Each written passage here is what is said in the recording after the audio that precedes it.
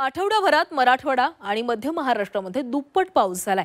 धाराशिव जिल्ह्यामध्ये सर्वाधिक पावसाची नोंद झालेली आहे। 18 ते 24 सप्टेंबर दरम्यान 107.9 मिलीमीटर पावसाची नोंद झाली आहे। अजून 2 ते 3 दिवस पावसाची शक्यता आहे।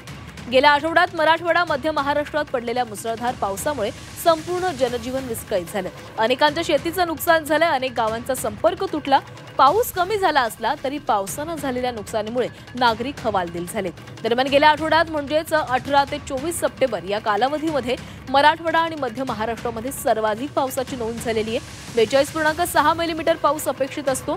तिथे या कालावधीमध्ये 107.9 मिलीमीटर पाऊस पडलाय। यामध्ये सर्वाधिक पाऊस हा धाराशिव जिल्ह्यामध्ये झाला असून आठवड्याभरात 376% इतका पाऊस झालाय।